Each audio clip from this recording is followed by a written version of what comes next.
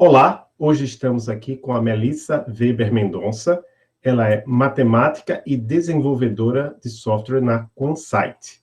Quem vai entrevistá-la comigo é a professora Maria Cláudia Emer, co-host do Emílias Podcast e coordenadora do projeto Emílias Armação e Bits. Tudo bem, Maria Cláudia? Tudo bem, Adolfo. Tudo bem.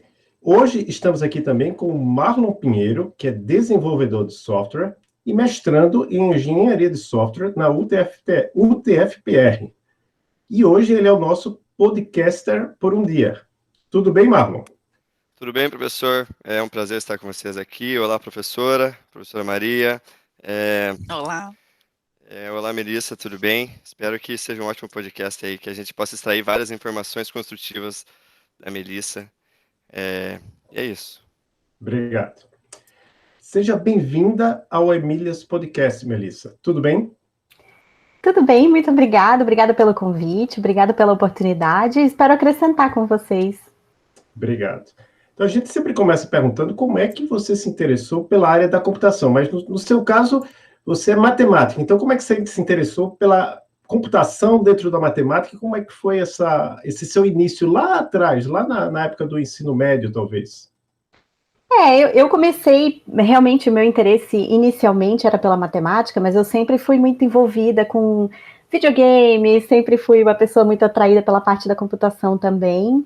E, assim, quando eu era criança, quando eu era jovem e no ensino médio, eu tive um professor que me estimulava muito e que percebeu que eu tinha um gosto pela matemática. Ele tinha acabado de sair do curso de bacharelado em matemática aqui na Universidade Federal de Santa Catarina, em Florianópolis. E então ele sentiu que eu tinha interesse e ele estava ensinando especificamente o tema de matrizes. E ele começou a puxar e me dar tarefas a mais. E ele começou a me dar mais informações. E ele começou a estimular, olha, existe o curso de matemática, tu não tem interesse em fazer. E eu falava, mas eu não quero ser professora do ensino médio, eu não quero ser professora de criança. E ele começou, não, mas existe um outro curso que é o bacharelado em matemática. Tu pode estudar lá para ser pesquisadora, para ser professora universitária, né? Tem outras opções de carreira, tu pode trabalhar na indústria. E aí, com isso, eu fui me envolvendo cada vez mais e realmente gostei muito. Quase matei meu pai do coração, porque ele queria que eu fizesse engenharia. E eu disse que ia fazer matemática, e ele dizia para mim, tu vai morrer de fome, né, ser professora nesse país, enfim, aquela coisa que a gente sabe. E então resolvi fazer o curso de bacharelado em matemática, mas desde o início, com esse meu histórico nas matrizes, eu acho, eu sempre tive uma afinidade muito grande pela álgebra linear, e acabei me enveredando para álgebra linear computacional e para otimização numérica, então para uma parte de matemática aplicada bastante computacional. Então, toda a minha carreira acadêmica, eu fui por esse lado, fiz meu doutorado na Bélgica em otimização numérica, né, bastante aplicada, desenvolvendo software, fazendo análise, usando aplicações em software. Então, esse envolvimento com o software veio da academia. E aí, esse foi o começo, né, depois tem toda a minha carreira, não sei se a gente vai falar mais disso mais para frente. Sim, com certeza. A gente vai falar um pouquinho mais a respeito da sua carreira, começando por como foi a sua formação na área, então. Então, como eu falei, né, eu fiz a minha graduação em bacharelado em matemática aqui na UFSC. Aqui a gente tem um curso que ele tem 2 habilitações, então é matemática e computação científica. Então, esse diploma não vale para muita coisa, né? Em termos formais, não vale para muita coisa, mas realmente tem esses 2 focos. Então, a gente tem uma parte do currículo mais voltada para matemática pura, uma parte mais voltada para matemática aplicada. E eu tive a oportunidade de trabalhar um pouco, então, nessa área de computação científica. Aí eu fiz o meu mestrado aqui também, na mesma universidade, e quando fui fazer o doutorado, ganhei bolsa da CAPES, e fui fazer o doutorado na Bélgica, com um professor que é uma autoridade no assunto assim, então tive muita sorte, muito privilégio de chegar lá também, né? E então foquei muito nessa área. Esse meu orientador na Bélgica, ele era uma pessoa assim com uma visão muito legal, tanto da parte da matemática, da carreira acadêmica, etc., mas muito da parte do software. Então, ele tinha um curso que ele oferecia sobre qualidade do software científico, em que ele ensinou a gente a escrever um compilador.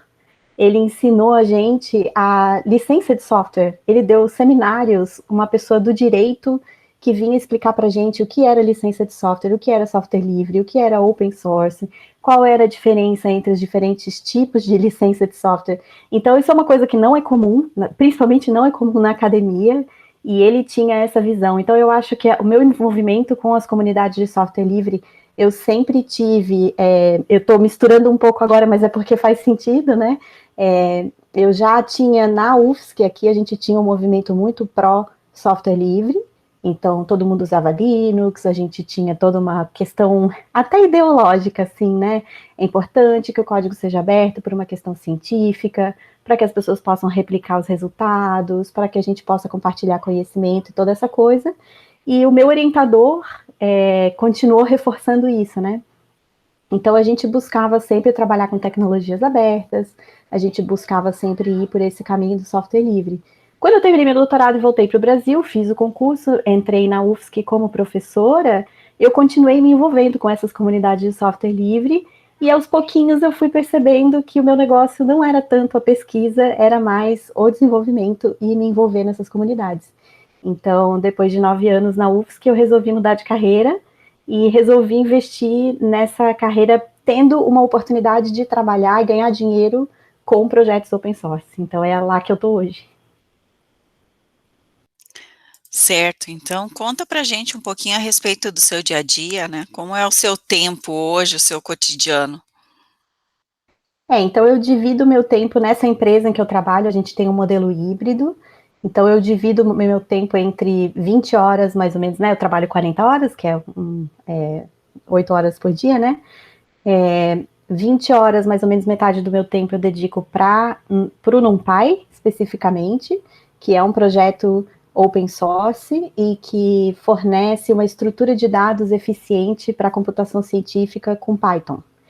Então, envolve matrizes, né? A gente pode pensar assim, são estruturas de dados que representam matrizes, tabelas grandes que a gente quer manipular usando Python. Então, essa é uma biblioteca muito importante que é usada por muitas pessoas que fazem computação científica, que fazem data science, que fazem machine learning e outros tipos de análise, assim, né? E as outras 20 horas eu divido entre algumas atividades internas da empresa e um projeto de cliente. Então, a gente tem essa empresa, para ter dinheiro para colocar nos projetos open source, a gente faz consultoria. Então, tem empresas que usam esses projetos open source, a gente desenvolve software, desenvolve soluções para eles, e esse dinheiro vai depois para financiar o nosso trabalho nos projetos open source. Então, meu dia a dia é dividido, assim, entre programação e um pouco de trabalho de comunidade, divulgação, dar palestras, né, organizar cursos, material educacional, tem um pouquinho de tudo, assim. Então, não é só escrever código, tem outras coisas também. E Melissa, você contando toda essa tua trajetória, tanto na parte acadêmica, na corporativa, na parte do seu ensino, eu queria que você contasse pra gente se você teve dificuldades desde lá da escola básica.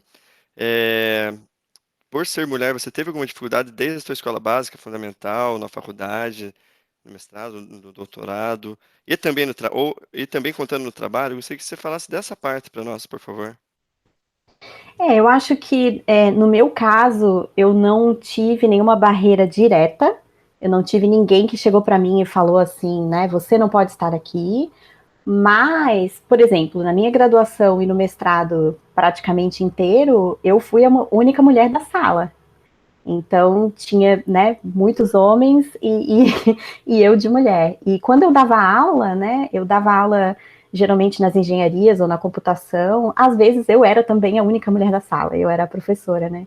Então, é uma sensação que não é direta, não é uma agressão direta, mas é uma sensação de, peraí, tem alguma coisa estranha, né, será que é meu lugar mesmo? Então, claro que é uma coisa, eu acho até complicado falar isso, porque se eu estou aqui, é porque necessariamente, para mim, foi possível ultrapassar essas barreiras, né? Então, tem barreiras invisíveis que eu não percebi ou que não influenciaram na minha trajetória.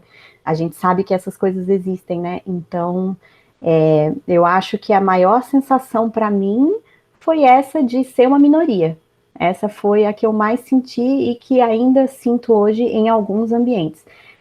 Eu tenho que dizer que na empresa em que eu estou hoje, por exemplo, tem um movimento muito forte de justiça, igualdade, diversidade, inclusão, e nos ambientes em que eu estou também, no Python científico, por exemplo, a gente sente que tem um movimento muito forte nessa direção, então as coisas estão mudando muito rápido, o que é excelente, né? Já está tarde, mas de qualquer forma eu sinto que está mudando. Mas eu acho que especificamente na minha trajetória, teve poucas oportunidades em que eu ouvi coisas diretas. Claro que a gente escuta comentários de colegas, esse tipo de coisa, né? A piadinha ou a observação, mas não foram coisas que me atrapalharam, eu acho, diretamente. Entendi, entendi. E você mencionou sobre a situação no seu doutorado na Bélgica. Até separei uma pergunta aqui. Como que foi sua adaptação cultural lá nesse país, né? Que é um país diferente, né? Não é acho que não sei se fala holandês ou francês lá, essas duas línguas, não é? E queria saber, assim, se você me contasse pra gente mais sobre isso, se você teve muitas dificuldades nessa situação, e até, já que a gente falou sobre a situação de ser mulher, se teve algum ponto que, por ser mulher lá te prejudicou. Então, acho que aí tem várias questões. A primeira é um privilégio imenso que eu tive de falar francês antes de ir para a Bélgica. E eu tenho certeza que a minha adaptação foi relativamente tranquila porque eu falava francês. Então, eu tive vários momentos em que as pessoas na Bélgica sentiam que eu tinha um sotaque e supunham que eu era alemã. E supunham que eu era europeia, mas de outro lugar, ou talvez portuguesa, mas não supunham que eu era brasileira. Se eu fosse negra, se eu tivesse outra aparência, se talvez eu tivesse outro sotaque ou eu não falasse francês, eu tenho certeza absoluta que a minha adaptação teria sido muito diferente. Então eu tive colegas que tiveram muito mais problema e que não conseguiram se adaptar. Então, no meu caso, eu senti que foi relativamente tranquilo, fiz amigos, tenho amigos até hoje. Eu tive também a sorte de cair num departamento com muita gente jovem, muita gente da minha idade, e a gente conseguiu fazer amizade, conseguiu, né, aproveitar aquele tempo juntos, assim. Então, eu acho que tem muito a questão da barreira da língua, e uma vez que a gente atravessa isso, realmente fica muito mais fácil, né. Sobre a questão de ser mulher, eu acho que a Bélgica é um país complexo, assim, em vários aspectos. O surrealismo belga não existe à toa. Tem a questão da língua, né? Então, como eu falei, eu fui para uma região que falava francês, tem uma outra região que fala holandês, tem uma outra região que fala alemão. Então, tem muito uma guerra cultural dentro do próprio país. E tem outras questões em que, às vezes, a Bélgica é muito desenvolvida por ser parte da Europa, por estar no centro ali, né, da União Europeia, e, por outro lado, é um país muito provinciano, mais do que o Brasil. Então, tem momentos em que a gente se sente um pouco deslocado, assim, né? Por exemplo, eu tive problema lá por causa do meu cabelo colorido, né? Eu tenho cabelo... Estou sempre mudando de cor no cabelo e me lembro que foi uma celeuma porque mudei a cor do cabelo. Então, algumas coisas assim que eu não esperava encontrar na Europa, né? A gente acha que lá é tudo mais desenvolvido, tudo melhor e tudo mais para frente, mas não é bem assim, não. Cada lugar tem a sua característica, né? Verdade, e é bem interessante a gente conseguir perceber isso, né? E veja, né, a cor do cabelo, achei o máximo. E o fato de você dizer também que de repente talvez não se você tivesse a pele um pouquinho mais escura, né, já teria diferença. Então é bem complicado mesmo em alguns lugares aí do mundo, né. E eu queria fazer um comentário com relação ao que você disse, né, da sala de aula, que a gente se vê muitas vezes mesmo em sala de aula com um grupo masculino, né. Mas você sabe que eu nem percebo mais se é um grupo masculino ou um grupo feminino, sabe? Para mim, tanto faz. Então, acho que o que eu mais percebo mesmo são comentários, né? Brincadeiras, ou às vezes a forma como alguém te pergunta alguma coisa que parece que está te desafiando, né?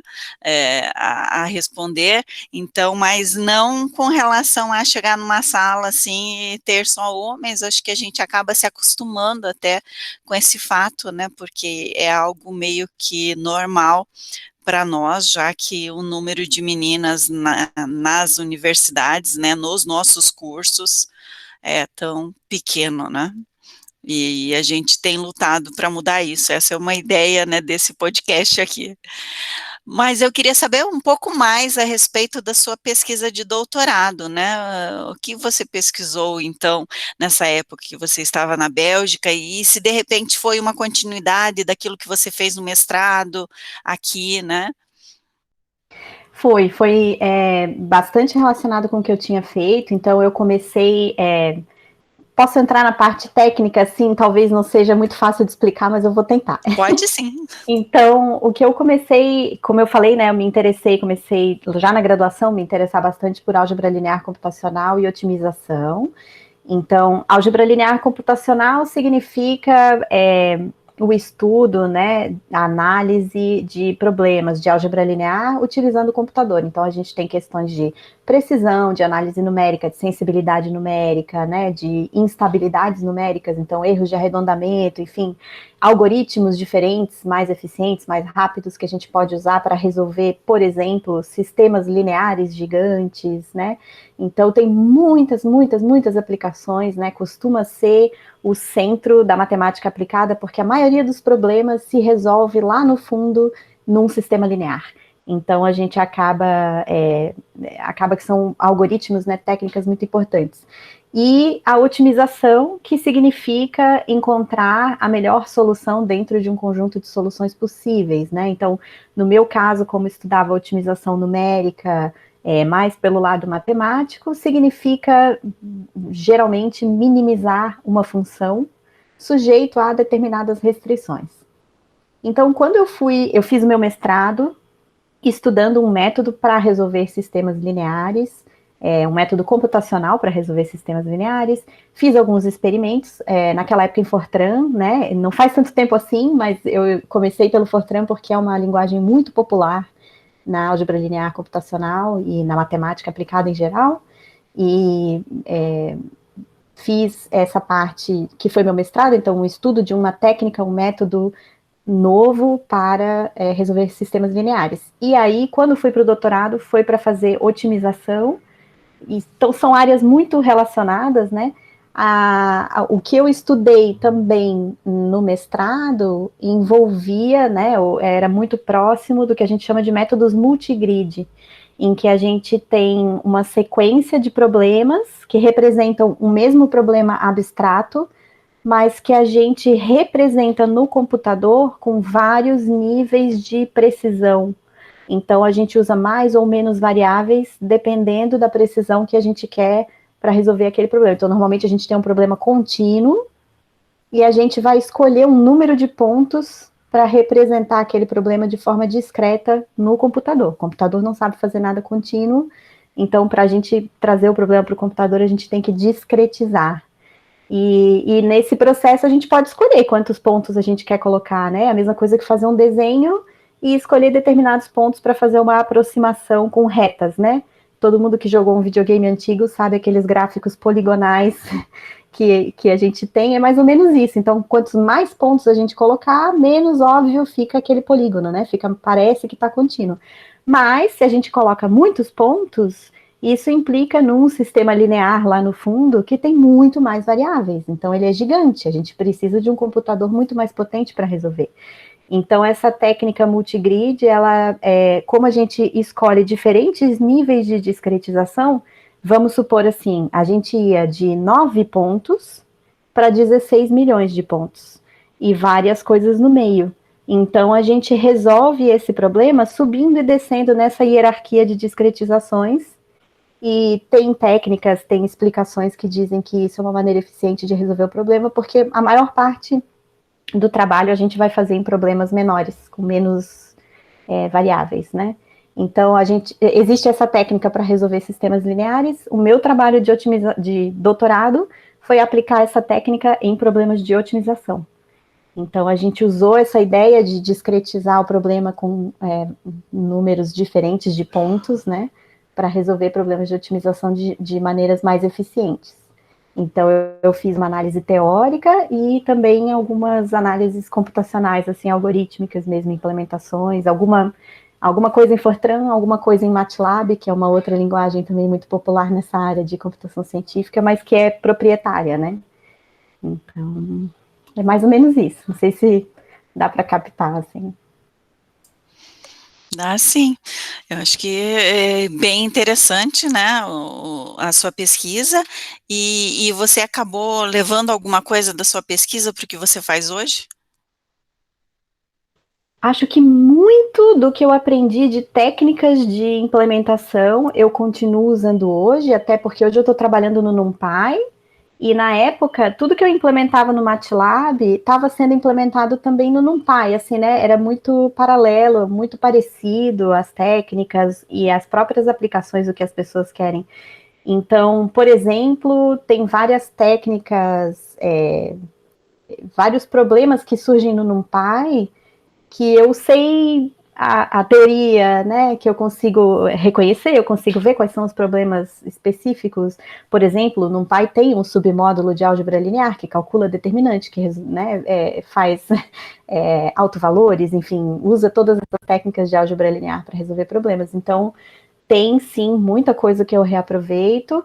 E a própria parte de otimização, hoje em dia a gente faz essas consultorias, por exemplo, muitas vezes com relação a machine learning, data science, e usa-se muitas técnicas de otimização nesses problemas, né? Então, a própria parte realmente da matemática aplicada da otimização também é uma coisa que dá para aplicar bastante nessa área de data science, né? Que hoje está muito popular, assim. Então, sim, eu tenho certeza que o doutorado, por exemplo, né, que todo esse estudo que eu fiz me levou onde eu estou hoje, não é coincidência, assim, eu não abandonei nada do que eu estava fazendo. Eu mudei um pouco o meu estilo de trabalho, mas eu tenho a sorte de continuar no mesmo campo, assim, né. Esse relato é super importante, né, porque às vezes a gente vê pessoas dizendo, não, o doutorado é para quem quer seguir na área acadêmica, né, e a gente já tem dito que isso não é verdade, né, nem o mestrado e nem o doutorado, e que é importante sim para que você siga até na indústria, né, e fazendo desenvolvimento aí no mercado de trabalho, e não somente na academia. Então esse relato é bem importante para as mulheres também, né, para que elas vejam exemplos.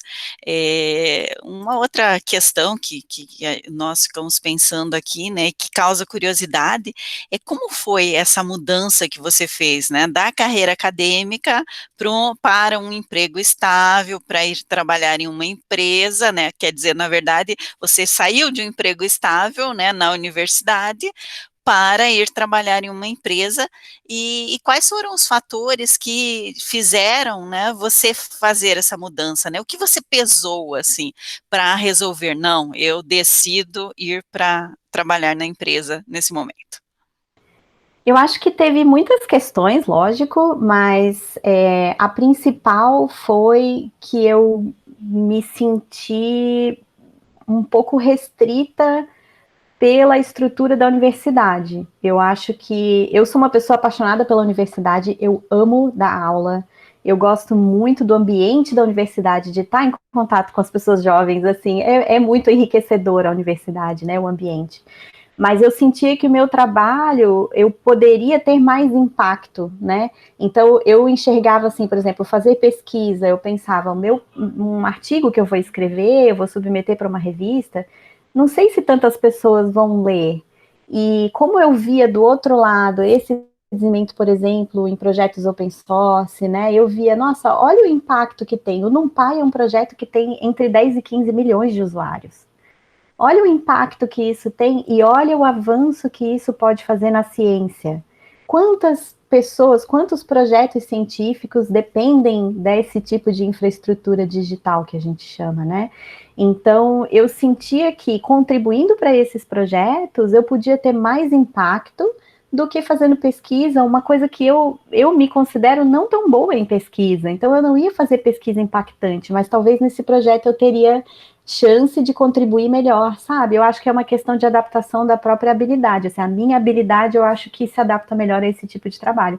E na universidade, infelizmente, não tinha como fazer esse tipo de trabalho. A gente não reconhece na universidade software como pesquisa, né? E essa é uma grande crítica que eu tenho a fazer à universidade. Eu acho que isso a gente ainda tem que evoluir enquanto estrutura acadêmica, né? Enquanto estrutura de reconhecimento de trabalho, né? Eu acho que software é pesquisa, principalmente hoje que a gente não consegue pensar em quase nenhum tipo de pesquisa sem a ciência da computação, ou sem desenvolver um software, ou sem fazer uma análise estatística, né? É muito difícil. Então, foi mais isso que pesou, assim. E também a oportunidade, assim. Eu já estava com planos de mudar há um tempo, e eu só mudei de emprego porque eu tive uma oferta muito concreta exatamente para fazer o que eu queria.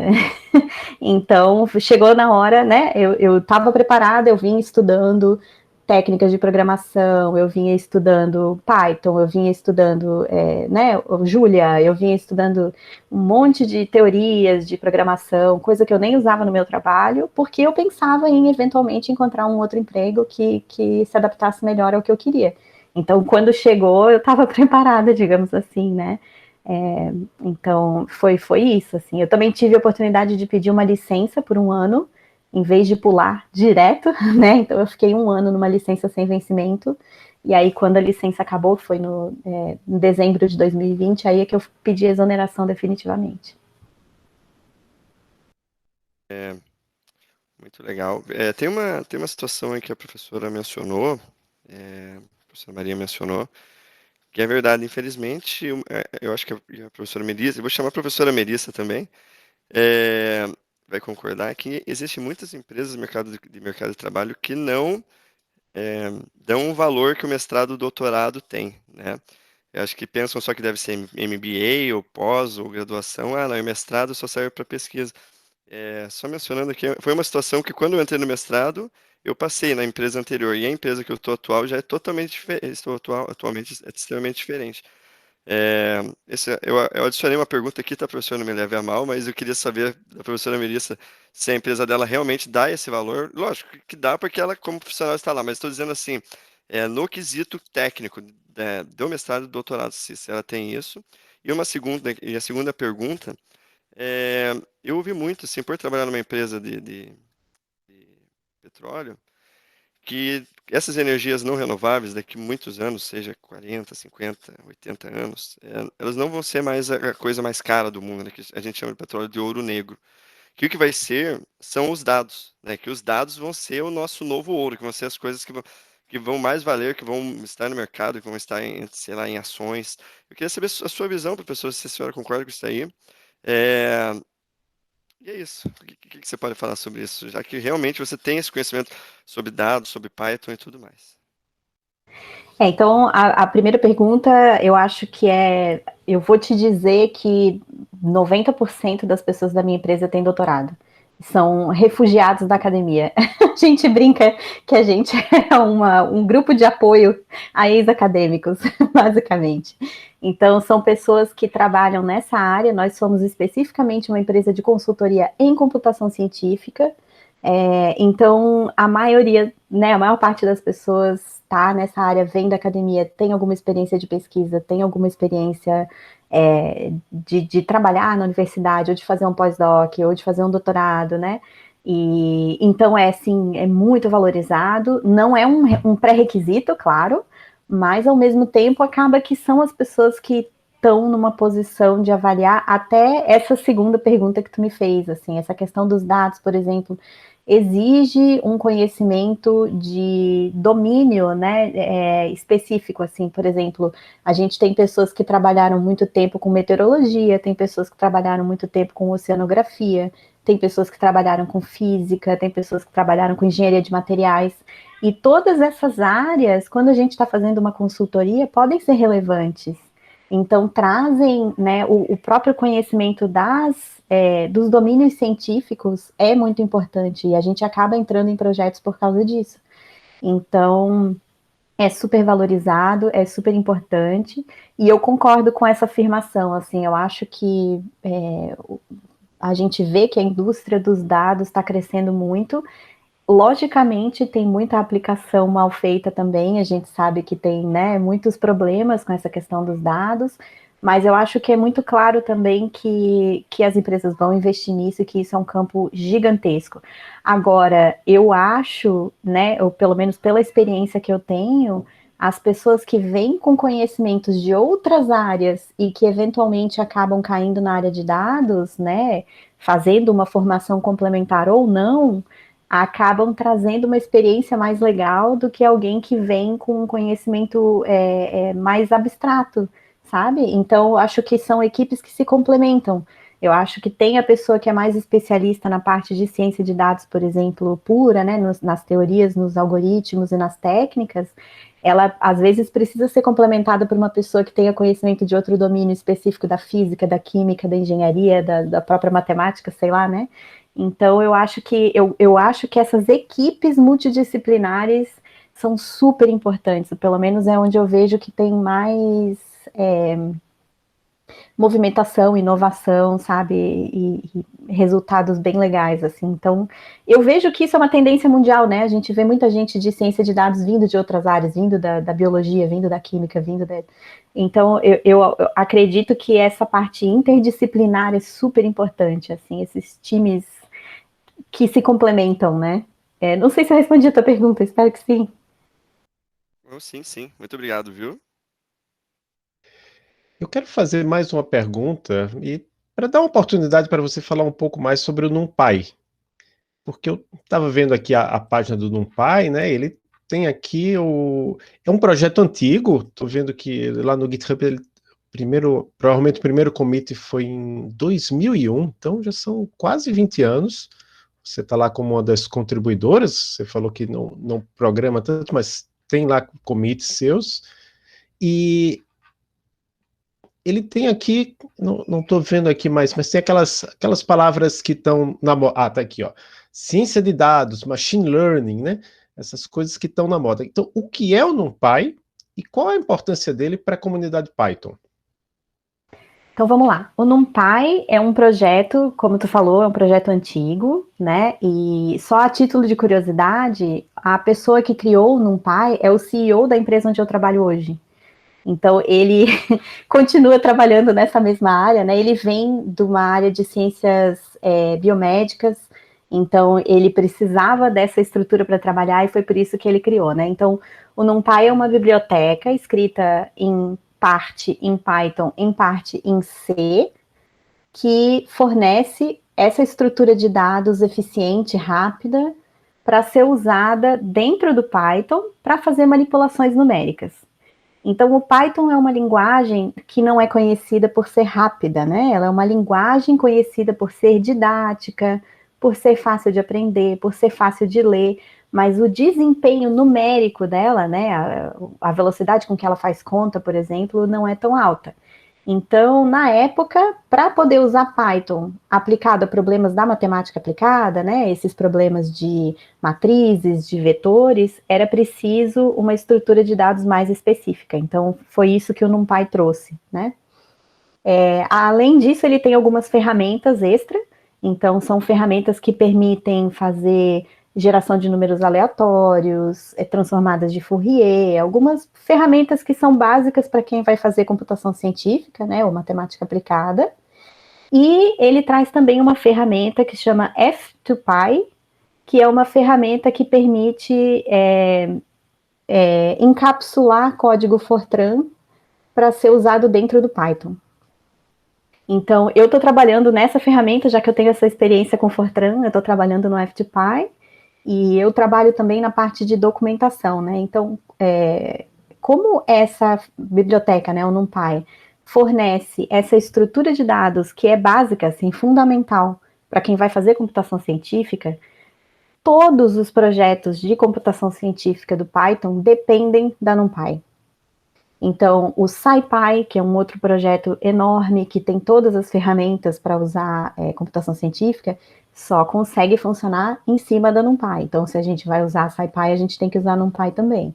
Todos os outros projetos, o Scikit-learn, né, outros projetos de inteligência artificial, de machine learning, todos eles dependem da NumPy. Então, é um projeto super importante, é um projeto bem fundamental, assim, e como eu falei, tem entre 10 e 15 milhões de usuários, a gente estima, né, então é um negócio gigantesco, e aí, assim, a gente tem, dentro da comunidade do NumPy, a gente não tem muitas pessoas que são efetivamente mantenedores. Então, pensando na questão da infraestrutura, a gente tem, mantenedor, que a gente chama, é uma pessoa que trabalha no projeto fazendo esse trabalho sujo, digamos, né? Que é resolver bug, responder perguntas, cuidar né, desenvolver novas features, novas aplicações, né? Enfim, novas partes do código e tudo isso. Então, a gente tem normalmente cerca de 10 pessoas trabalhando na NumPy, vai e volta, porque tem muita gente que faz contribuição voluntária, né, que não é pago para isso, e só recentemente a gente começou a poder pagar algumas pessoas para trabalharem no NumPy. Então, quando eu entrei, por exemplo, tinha, eu acho, 3 ou 4 pessoas, agora a gente tem um pouco mais, acho que agora a gente tem 6 que recebem dinheiro para isso, mas nenhum full-time, todos recebem parte do seu salário para trabalhar no NumPy, então o resto é tudo contribuição voluntária. Então, tem toda uma questão também da infraestrutura desses projetos open source, né? Então, eu falei, por um lado, eu falei assim, a NumPy é super importante, ela sustenta todo o Python científico. Aí, por outro lado, eu falo assim, ninguém ganha dinheiro para trabalhar nesses projetos. É meio absurdo, né? Então, a gente está lutando também para levantar essas questões, né, discutir essa questão de trabalho, de recompensa pelo trabalho, de valorização desse tipo de infraestrutura que todo mundo precisa, mas ninguém quer financiar, né, então tem muitas questões por trás, assim.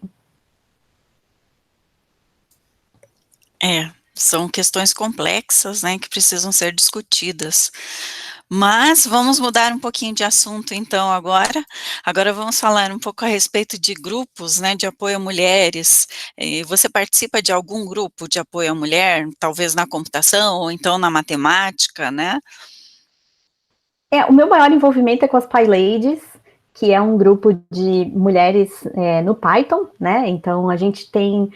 A PyLadies é um grupo mundial que existe em vários países, mas o Brasil tem o segundo maior número de grupos de PyLadies do mundo, né? Eu acho que só perde para os Estados Unidos. Então, a comunidade Python no Brasil é enorme e a comunidade PyLadies também é enorme e maravilhosa, assim. Então, esse é o grupo com o qual eu tenho mais contato. A gente trabalha também...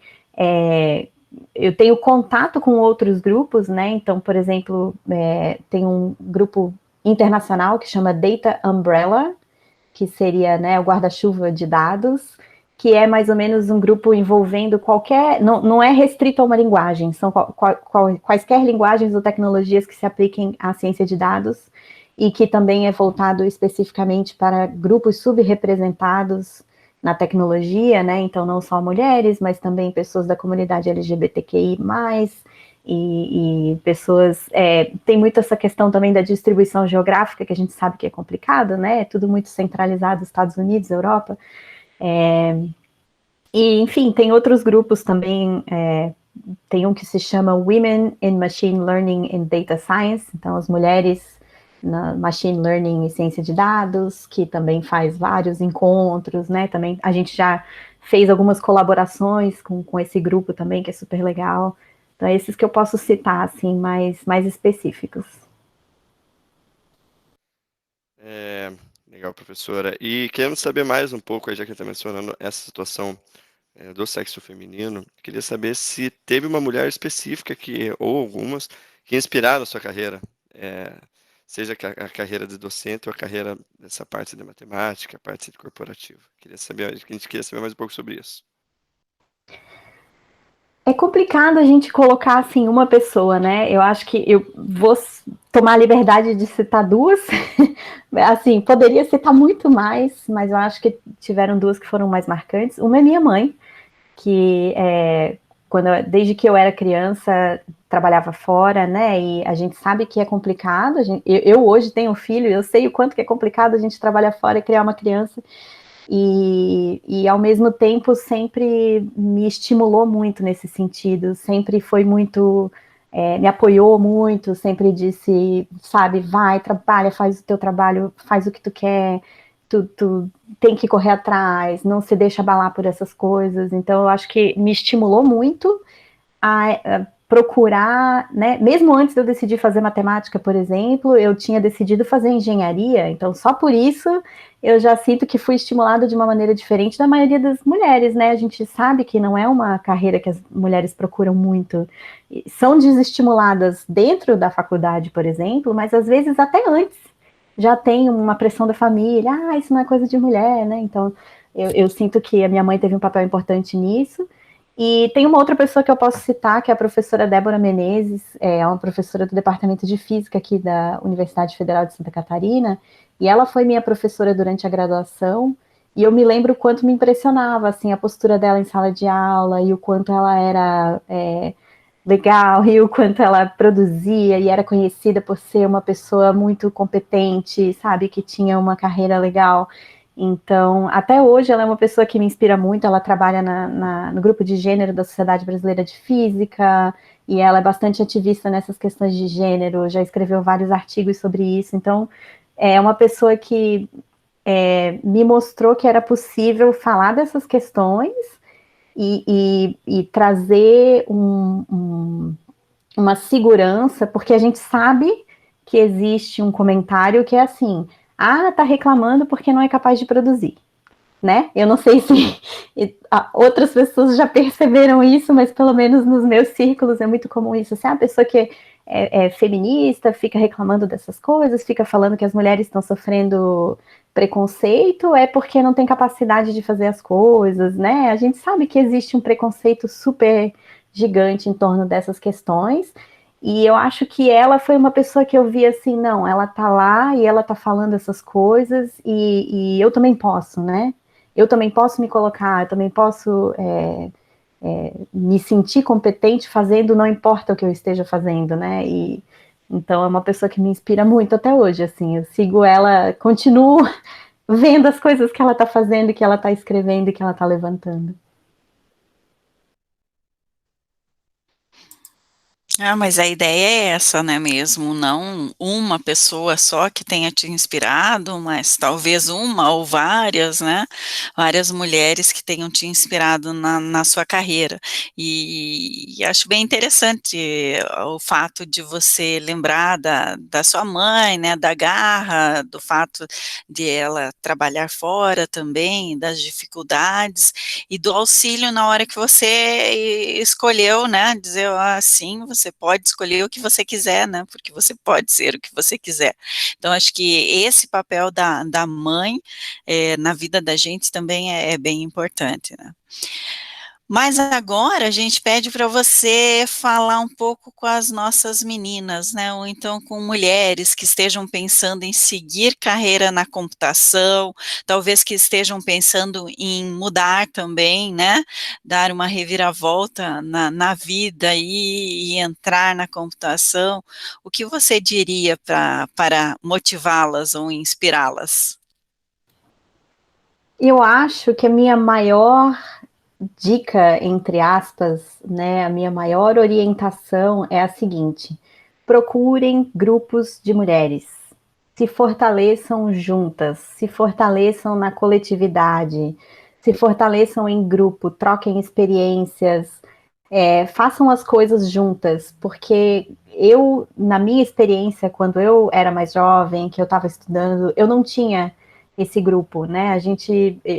A maior parte da minha graduação eu estava sozinha, tinha algumas amigas, mas não era uma sensação de coletividade, de estar junto, de estar em grupo. E hoje a gente vê que existem muitos desses grupos, né? Então eu mencionei as Pi Ladies, Também tem as R-Ladies, né, as mulheres que programam em R, a gente sabe que tem grupos de mulheres em Java, enfim, qualquer linguagem, tecnologia, ou mesmo grupos de apoio, coletivos feministas, grupos de mulheres que conversem, que troquem ideia, que troquem experiência, que se fortaleçam, eu acho que é fundamental. Cada vez mais eu sinto o quanto ter esse apoio em grupo é importante, profissionalmente, pessoalmente, né, assim, na vida. Então, eu acho que essa é a minha maior mensagem, assim, procurem pessoas, né, mulheres que estejam na mesma situação, que possam trocar ideia, que possam se fortalecer com vocês, e que possam se dar esse apoio quando vocês enfrentarem problemas, assim, a gente sabe que existem problemas, mas quando a gente está em grupo é sempre mais fácil. É sempre melhor a gente poder dividir a carga, né? Então, eu acho super importante. Eu acho que essa é a maior mensagem que eu queria deixar. Então, estamos chegando já à finalização do nosso podcast, mas antes a gente sempre pede para a nossa convidada se tem algum livro, filme, série, podcast, quadrinho. A gente é bem aberto, qualquer coisa, pode ser da área, pode não ser da área, que você quer indicar para os nossos e para as nossas ouvintes. Tem muitas coisas que eu poderia indicar. Eu acho que uma que eu guardei, assim, porque é uma coisa que para mim fez muita diferença, e foi bem na época que eu estava fazendo essa transição de carreira, e como eu mencionei, né, eu adoro ensinar, e de certa forma eu estava muito em crise com essa questão de parar de ser professora, né, deixar de ensinar e fazer outra coisa. Então eu li um livro da Bell Hooks, é a autora, né, e se chama Ensinando a Transgredir. E eu senti nesse livro o quanto que eu poderia continuar atuando nessa questão sem estar necessariamente em sala de aula. Ela nem fala diretamente sobre isso, mas as mensagens que ela passa no livro acho que são super importantes e me ajudaram a enxergar outras maneiras de lidar com essa ensinar, né?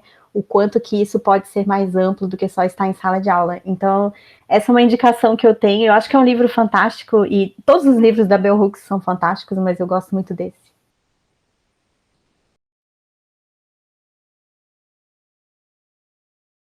Muito bem, então. Existe mais alguma coisa que você queira falar, que a gente não tenha abordado aqui nas nossas perguntas e que você gostaria de dizer? Eu acho que é sempre bom salientar isso, né? A gente sabe o quanto que é difícil o trabalho voluntário, mas se alguém estiver interessado em começar a contribuir para projetos open source, não sabe como, ou não tem a menor ideia de por onde começar, qual projeto escolher e tal, eu estou sempre disponível, o meu Twitter, a minha caixa de mensagens está aberta, pode me mandar uma mensagem, pode me perguntar. Se eu não souber responder, eu vou arrumar alguém que saiba. E se o projeto não for familiar para mim, eu vou encontrar alguém que possa te ajudar, mas eu acho que a gente tem que tentar participar desses processos, né? Todos esses desenvolvimentos são super importantes para a computação, para a ciência, para o desenvolvimento humano mesmo, eu acho, acredito nisso, e eu acho que a gente tem que estar envolvido enquanto sociedade. Então, a gente vê muita gente dos Estados Unidos, da Europa envolvida, eu gostaria de ver mais brasileiras envolvidas. Eu gostaria de ver mais pessoas da América do Sul, eu gostaria de ver mais pessoas do Sul global. Então, estou sempre aberta a essa colaboração, mentoria, se precisar de ajuda, estamos aí. Então, querendo contribuir para algum projeto open source, pode entrar em contato que a gente orienta. Joia. Eu vou lembrar aqui uma coisa que eu já falei para você, né? Quer dizer, eu escrevi no Twitter lá que você foi indicada pelo Alexandre Vilares, que eu entrevistei ele em outro podcast meu, no podcast do professor Adolfo Neto. Eu vou lembrar o que ele escreveu aqui, né? Que ele diz, você conhece a Melissa? Ela é demais, saiu de uma sólida carreira acadêmica e foi para a indústria agora, computação científica. Deu uma palestra incrível de Fortran na Python Brasil. Está envolvido no Software Carpentries e é uma pessoa maravilhosa. Então, só lembrando isso, para puxar o assunto da pergunta, que é onde é que as pessoas podem saber mais sobre você. Então, eu já vou falar que a gente vai colocar na descrição a sua página, né? melissawm.github.io, o seu Twitter, o seu LinkedIn, o seu GitHub. Não sei se tem mais alguma coisa, mas já tem bastante aí, né? Eu acho que é isso aí. Principalmente rede social, eu só uso o Twitter, e Todas essas outras aí geralmente tem um meio de contato, né? Então pode entrar em contato por qualquer uma delas. Muito bom. Você quer agradecer, mandar um abraço para alguém? Quero agradecer vocês e quero agradecer o Alexandre pela indicação. Um beijo, Alexandre, um querido. E agradecer todos que ouviram, todas e todas que ouviram. E, de novo, deixar a minha caixa de mensagens aberta para quem quiser mais informações.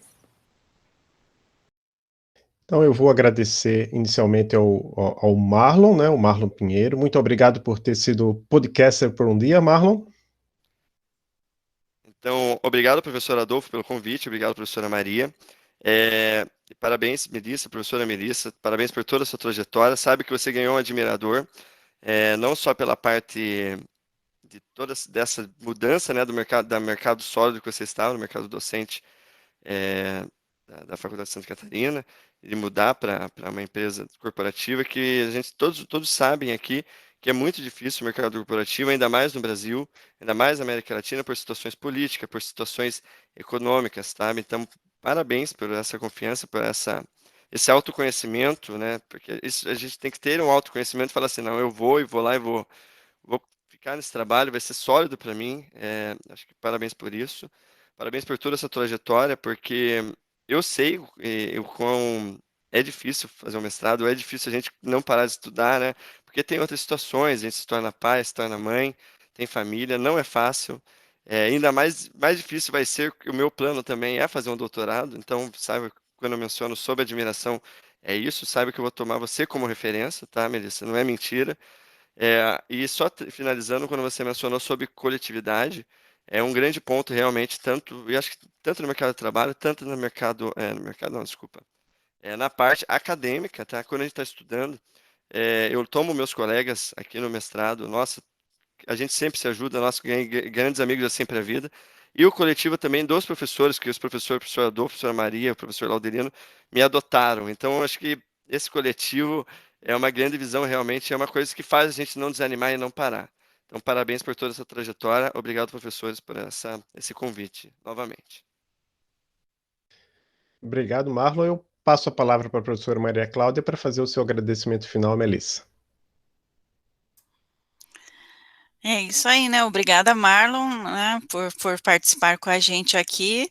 Acho que suas palavras aí de admiração à Melissa são bem importantes, né? Eu acredito que muitas pessoas que vão ouvir o podcast também vão passar a seguir a Melissa, né, no Twitter, provavelmente, né, para ir conversar com ela também. E também achei muito importante o que você falou a respeito dos projetos, né, de código aberto, de outras pessoas virem se voluntariar, e acredito que isso possa acontecer mesmo, né, aí com essa chamada que você fez, né, espero que sim. Eu também. Né, mas agradeço a sua participação no podcast, então, foi muito bom conversar com você, saber da sua trajetória, né, e saber a respeito do seu doutorado também, de como foi feito, né, essa experiência na Bélgica, e mostrar que quando a gente quer alguma coisa, a gente consegue, o importante é ir atrás, né. Obrigada, Melissa. Obrigada também. Tchau, tchau.